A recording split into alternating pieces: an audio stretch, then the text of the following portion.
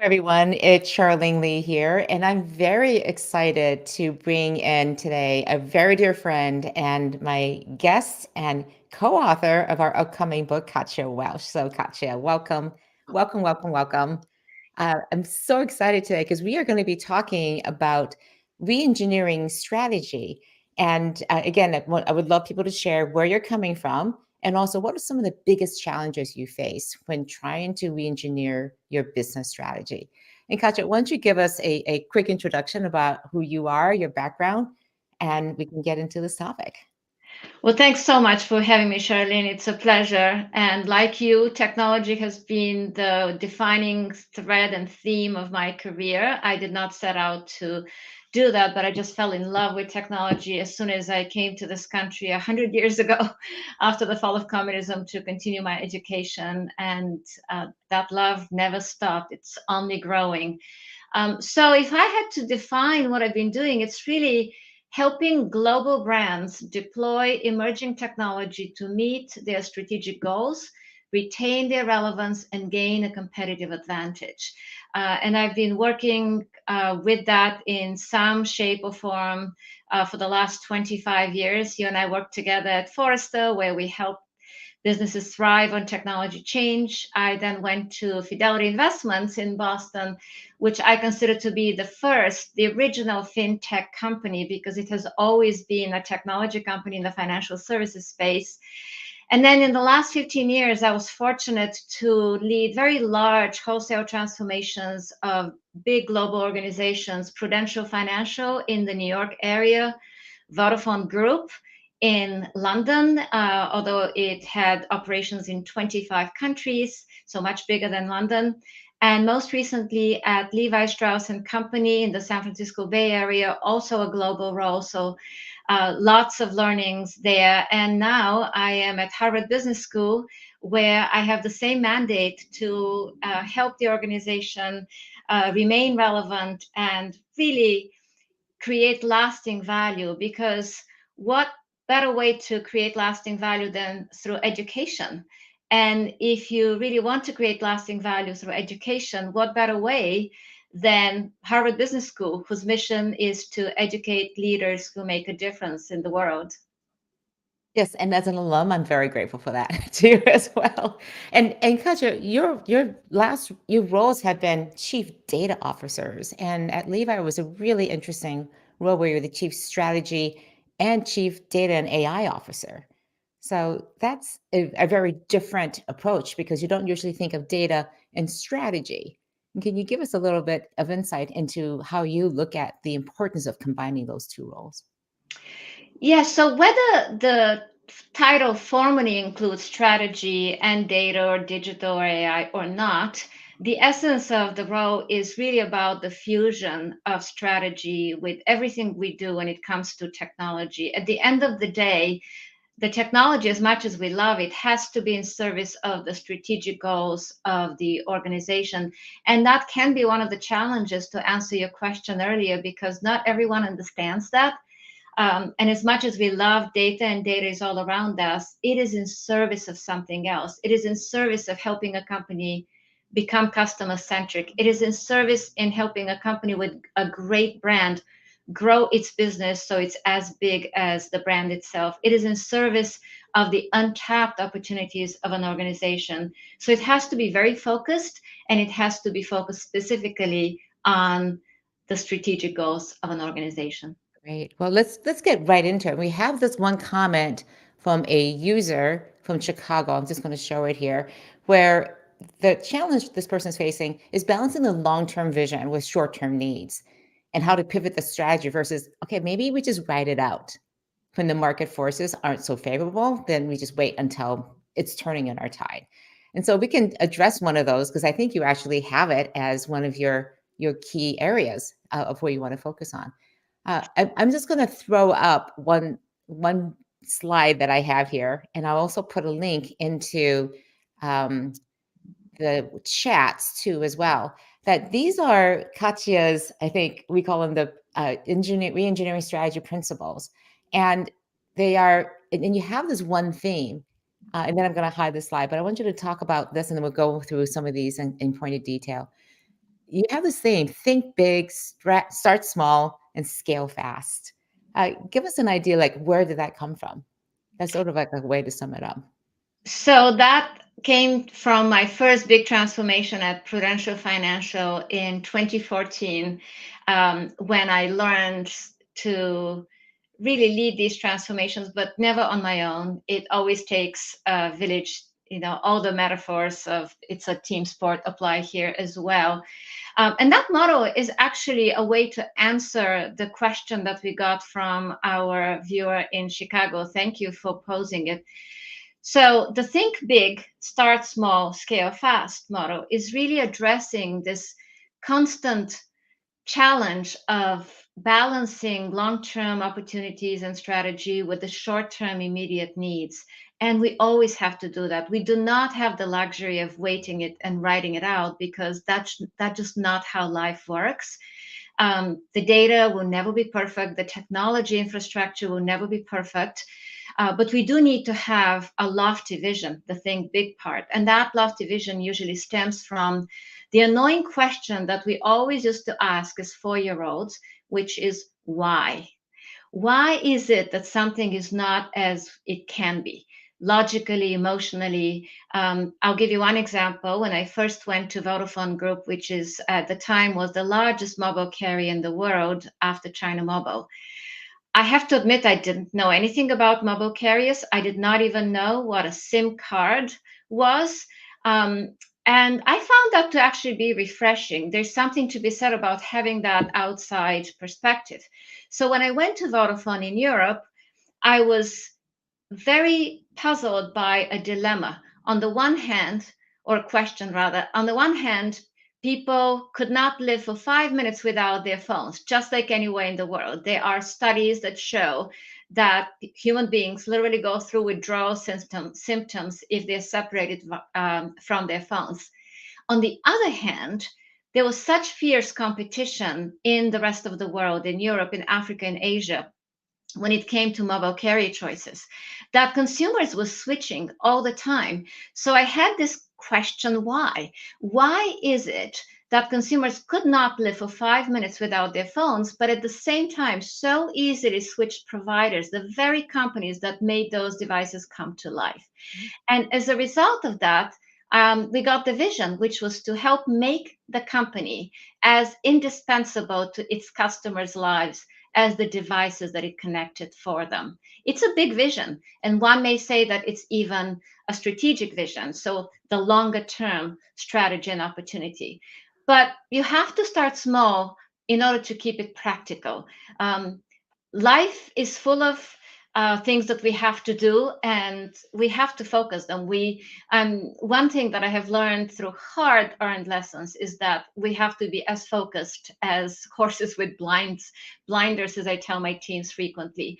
Because if we get distracted, we will not be able to achieve that big vision. And we achieve that big vision by breaking it into smaller pieces, starting small. And those small starts can not only start adding to the big vision, but they also start to prove the value, which is very, very important for us when we need to get a following, to gain momentum in a company, and to make it an enterprise-wide transformation. Mm, good.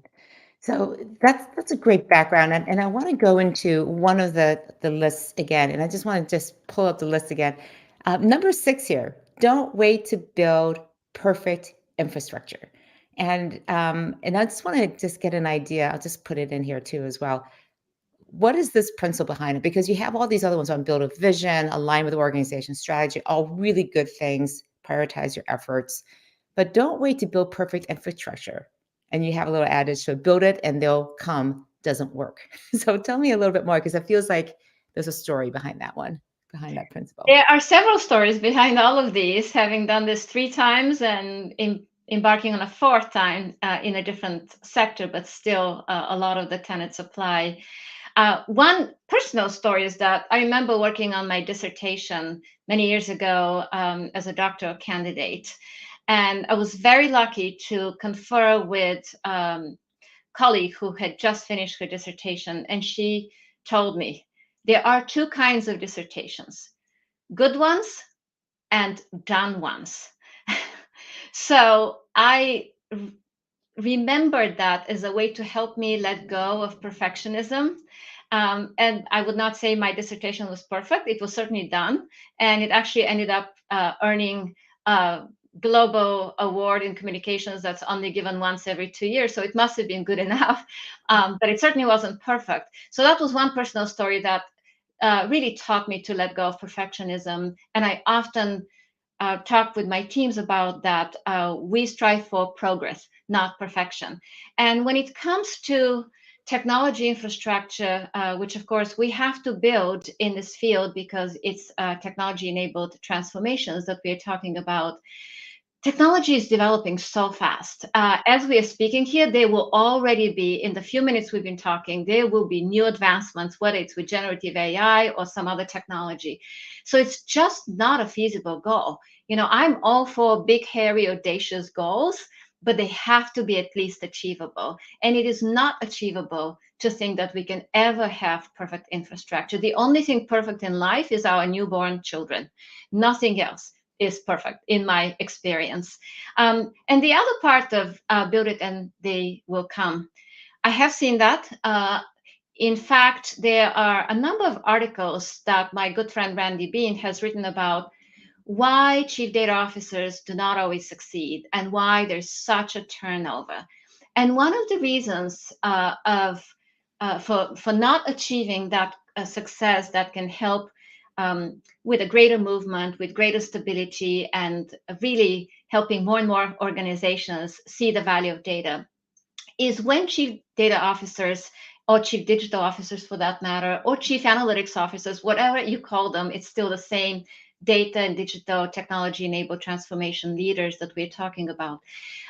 But one of the reasons that they don't always succeed is when they try to implement the right infrastructure, the perfect infrastructure. It has to be this type of cloud repository. It has to have these tools. It has to have these amazing data scientists, always the best, always from the top schools.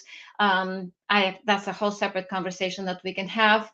And by the time this is all in place, if ever, CFOs have lost patience. They have other priorities. Other people have moved on. The company or organization has changed. And what was originally the vision no longer applies. So there's a great danger. Not only is there not value in that, but there's a great danger in this build it and they'll come approach. Right. And it goes back to some of your other principles here, like number three, show value, align it with the strategy, prioritize your efforts. Because if you're waiting to build that perfect infrastructure, it's going to take too long. You're not going to show the value, and people will get impatient. So that's a great lesson learned from that.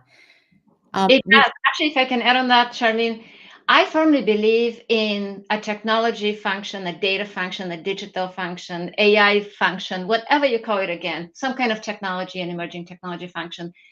I firmly believe in it being a profit and loss center, or profit and liability center. It is not a cost center, but it's upon us, the leaders, to put that in place and to not just advocate for it, but to show how it can happen. And we can only do that by demonstrating very quick, concrete, measurable value.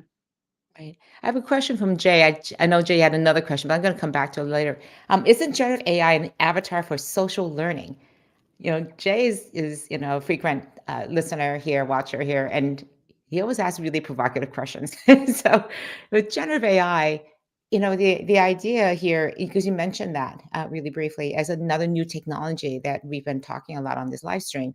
So is that basically another way for us to think about a different way of learning, a different way of thinking about the organization that talks to this not having a perfect thing, but also a different way of approaching the technology? You're not writing a book about this. Any thoughts? I love that question, actually. I don't know that I would have phrased it so innovatively, but it's really, thank you for that question. It's inspiring. What you just made me think, James or Jay, is that generative AI is almost a great metaphor for lifelong learning. When we think about it, we as human beings are learning throughout their lives. And that's what generative AI does. It's always learning from new data, it's always improving. We know that it's not perfect. The tools also programmed to admit that they're not perfect, but they are constantly learning. So it's a great way to phrase it. And we can even take that further, which is any evolving and emerging technologies about learning. And that's what I love about being in this field, because we are always learning. Mm. I love that. And let me just go on and we'll talk as I'm just watching the time here. Again, if you would like to connect with Katia, this is her email address. Beautiful picture of HBS right behind her, actually. I just want to comment on that. And want to go on to this other area that you had. I'm going to combine them, actually, which is number six, number seven, number eight of your principles here. Seven, create a discipline for treating data as an asset, but don't expect perfect and clean data. And I just want to hear from you about like what's your thinking around data, because oftentimes we're paying this huge debt in technology, but also our data is not in the greatest of shapes. And so, what do you mean by having a discipline for treating data as an asset? So there are a couple of points around create a discipline for treating data as an asset. One is to work on the mindset, and that is where the communication principles come to play. The winning hearts and minds slogan is very right here, is where we do need to teach organizations that they have to make decisions based not only on instinct, but also on data. And I have been in countless organizations where leaders make statements. And in some cases, those statements might very well be right, because there's nothing wrong with instinct. And when someone has a lot of experience, it is in a way based on data, but it's not sufficient. It's one of those things that it's necessary, but not sufficient. We have to combine both intuition and data to make decisions and to craft our strategies, if you will, for the future.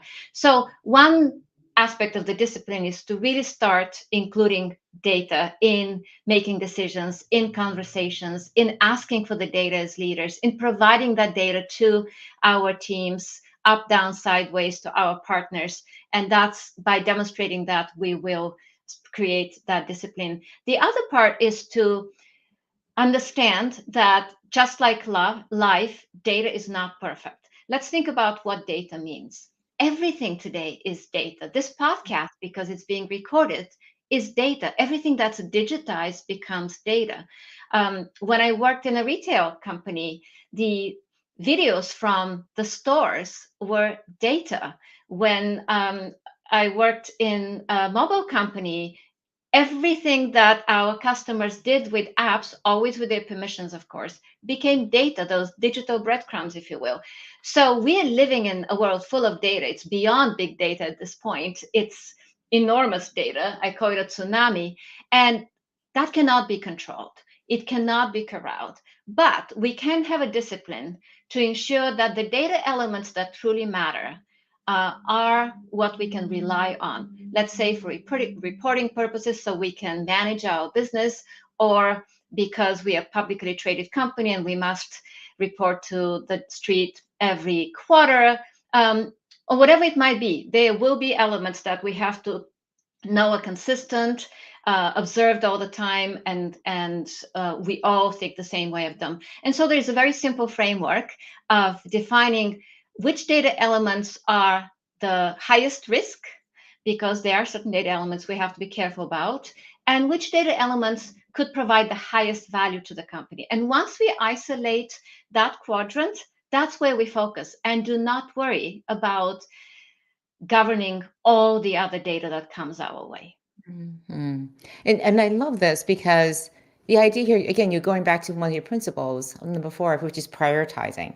And prioritizing not all the data, but just the ones that are really important, making sure that that's really clean. Yes. I'm watching the time again, and I have this great question.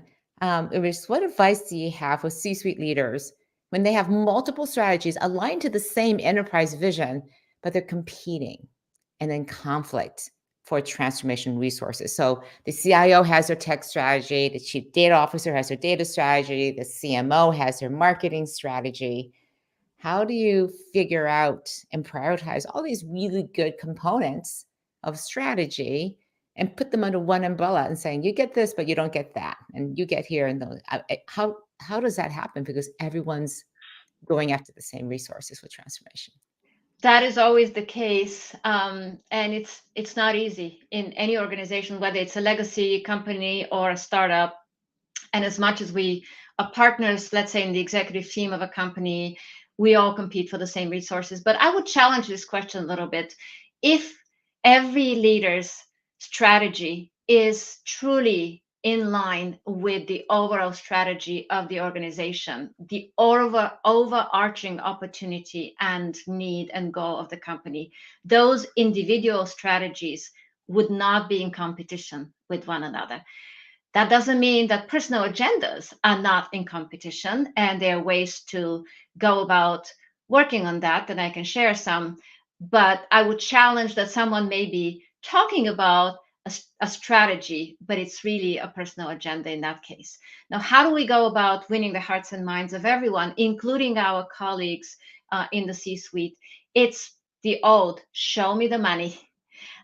Work with these partners to do something that will make them successful. Let go of your ego, and come up with something that will make them look so good that they would be just incredibly grateful. Not only that, they will start talking about it. And when they start talking about it, others would come and say, well, what about me? I want the same thing. And this, I would tell you, I have been a shameless partner in that respect, to the point of actually naming an AI platform, after one of my key partners at Vodafone Italy, for example. We created this incredible platform for personalizing communication and customer value management with Vodafone Italy, which was a great partner. And we named it the Advanced Learning and Decision Optimizer, ALDO for short. Aldo happened to be the first name of the CEO of Vodafone Italy, still a great partner and friend, and very supportive of that, by the way. We would not do it without his agreement. But it's just one example of the things we can do to align. It's not artificial, it has to be genuine. It has to be that their success is your success. And when that happens, there's no competition. Mm. And that goes to the last point I wanted to show today, which is your last principle of creating a movement. And this is, literally changing the DNA of the organization with this movement. And you gave a little hint in that last example of how you did that. So give an example of how do you create a movement, and especially if you're not the CEO, right? And how do you get everyone aligned? What were some examples of things that you did there? Yeah, so actually, the CEO can help, but the CEO cannot create a movement. It's not enough. Again, it's necessary, but not sufficient, unless it's such a small company that the CEO has a lot more impact. But in most organizations, the CEO cannot quite do it by themselves. And that's why it is so important to create that movement around us, because it is not enough for something to be mandated from the top only. So we want to make sure we create that movement up, down, and sideways. And one of the ways in which I've been able to do that, and by the way, one of the things that I'm most proud of personally, is the training of associates throughout an organization in the latest technologies, not to bring them to report into my organization, training them, making sure that they are even better at their jobs. In fact, when they get that training, the last examples were in machine learning, they would go back to their jobs, but they would upgrade their roles, and they would get so much better that the organizations in which they were reporting, their leaders would become again even more successful. And it was not about making my organization more successful. It was not about talking about Katia. It was all these people that came out of these training programs with better skills that they appreciated, that they practiced. And when they go out into the organization, that is the best way to create a movement. They talk about the value of transformation, they give the examples, and all you can do and should do is bask in the reflected glory of these movement leaders. No, at Levi Strauss, I believe you are training people in machine learning in very untraditional roles. Can you give an example of the kinds of people who came in for the training? These were not technology people, not even close, from what I remember. Yes, actually, that goes a little bit to what I said earlier about data scientists and machine learning engineers and really technical roles. I know from experience that you do not need to have only graduates of certain programs or degrees to have people in these roles. Some of the best people, and I've led hundreds, if not thousands at this point, of technical roles around the world. Some of the best people that have helped this be successful in various organizations have been people with no college degree, either dropouts or people who just ended with high school, but they have been always learning and they know the latest tools.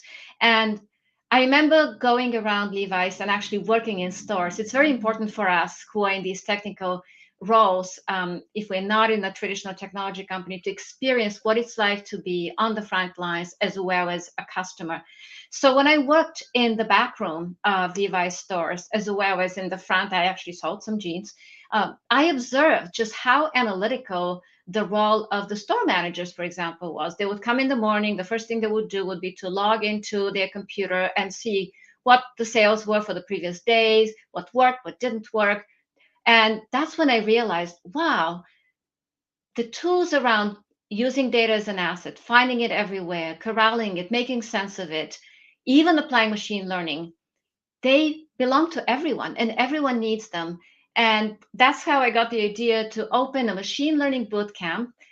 We no longer need that, by the way, thanks to generative AI. But 2 years ago, that was important and quite revolutionary, if I could say so myself. And I have the company to thank for their support, really, in that, because without that, it could not have happened. But we opened an application process that would invite people from all over the world, from all kinds of roles, to apply to participate in an 8-week long machine learning bootcamp. It was very intensive. It taught them Python, agile ways of working. It was not a summer camp. It was very intensive. Really was a boot camp. And in it, we had store managers, as I mentioned. One of them is still a data scientist on my team, my former team at Levi's. He had a very interesting career. He worked his way up. He had been homeless actually at some point in his life, then worked at Levi's, worked his way up as a store manager, and now he is a data scientist, which is an incredible story, and it's real. But then we also had people from design, a very creative field, that took that boot camp, and as a result, they started to apply machine learning tools to the creative process. Actually, we were applying generative AI opportunities and tools such as transformers, style transformers, 2 years ago when that wasn't even mainstream technology like it is today. So that's how we create a movement. We come up with this audacious goal and we make it in service of the company and the whole organization. And it really does happen when it's genuine. I'm going to go over a little bit today. People bear with me because this is a great last question to end on. Since you've done this a few times, what's your perspective on how long it takes to realize a culture shift, especially related to creating a movement? How long does it take? Yes, for data people, we should have numbers, and I'll give you the real number, and then I'll give you the real answer, and then I'll give you a number. But remember that the number is very tentative and estimated. So the real answer is it's like going into, imagine you're at the sea, at the beach, and you're going in the sea. You're not diving to swim. You're just going gradually. And you're going fine, fine, fine. And at some point, you get out of your depth and you realize, wow, it's happened. It happens very gradually until one day you realize, wow, this is a different company. This is a different organization. These are people with a different mindset. The results we are driving are also different, incrementally better. But it's not like there's a hard and fast line. But generally speaking, having done this in 3 different organizations, the magic mark tends to happen around and after the 3rd year. Years. We're talking about years here. I was like hoping to say like months, weeks, how much? So 3 years of a process, But we're but talking about continually wholesale building. transformation, and I'm talking Mm. about really large transformations. Vodafone was a 50 billion euro organization, Levi's a 6 billion dollar company, Prudential, even bigger. So um, I'm talking about very large organizations. It may be a bit less in smaller companies, but there's something about the 3-year mark that Mm. signifies a different kind of culture. So that really portends to the importance then of all of these principles about having that vision, alignment, because you're in this for the long haul. This is not a short term, let's see how it goes. It's really having that long term vision and building towards that for years along the way. Great. Thank you for that great dose of realism, Katja. This has been great. Thank you so much for joining today. And I just want to again just put up there if you would like to connect with Katja, this is her contact information. Again, as you can imagine, she's a fantastic wealth of information. Again, Katja, thank you so much for joining today. Really appreciate you. It's my pleasure. Thank you for helping organizations around the world with the Charlene. And I'm so excited about our upcoming book on generative AI. Yeah, and just one last comment here. Somebody said 3 years matches my experience and four Fortune 250 experiences. So validation, Katya. So you're not the only one seeing this too as well. Another data point. There you go. And so next week, I'm going to be talking about, let's see, let me put it up here, where I'll be talking about the generative AI maturity model and why, again, maturity models, when something is so new and different, sounds a little bit crazy. But I'm already seeing some companies doing things in a very different way. So I wanted to show you just how it's different, how it's similar, and again, Katya and I are co-authors on this book, and we just keep talking about this stuff and come up with new things. So hope you can join next week talking about the AI maturity model and also how that should be impacting how you're thinking about strategy. And again, Katya, thank you so much for joining today. Really loved having you here. And Thanks for having we'll me. talk to you again soon. All right. Thanks, everyone. And I'll talk to you next week. Bye bye. Bye bye.